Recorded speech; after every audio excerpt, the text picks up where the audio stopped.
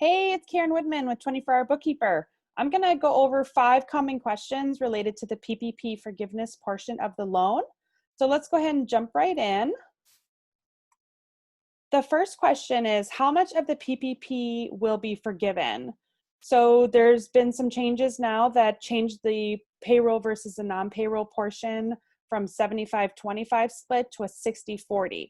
So as long as you spend 60% of your PPP loan on payroll related costs like wages, anything related to sick pay, vacations, severance, benefits, health insurance benefits, as well as retirement, that would be the 60% portion. And then you have up to 40% portion related to non-payroll costs, such as rent, utilities, and interest on real or personal property.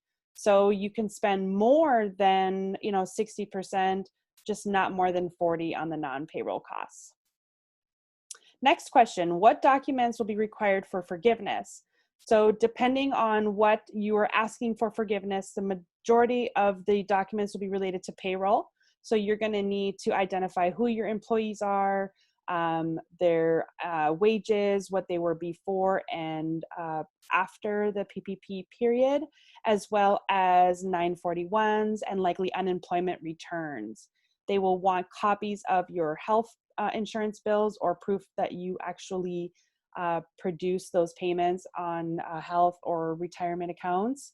You can provide copies of checks, bank statements, or copies of bills. And with the non-payroll portion, again, a loan schedule or loan summary showing what was principal and interest would be one portion, and then a copy of the utility bills, as long as they were in effect prior to February, you could use those costs and then show a copy of those bills. What happens if you don't use your whole PPP loan?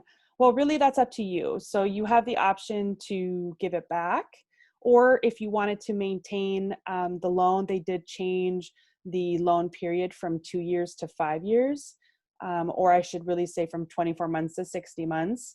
So if you did not have a forgivable portion, you can continue to use those funds, and then after the 6-month deferment, start making payments up to 60 months for the term of the loan.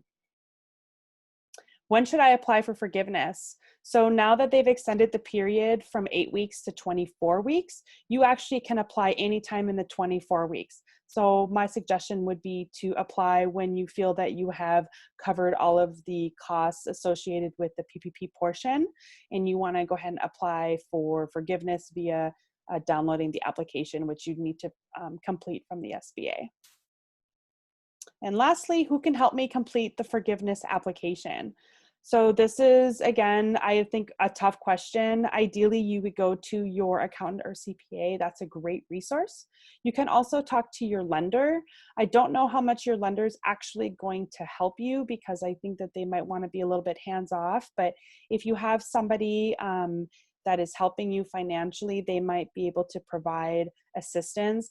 The application is actually quite involved, though if you take the time to look at the steps and look at the worksheet versus the application and really gather all your data correctly, you might be able to actually complete it on your own. But if not, talk to your lender, see who they can recommend, or your tax preparer, CPA can also help you.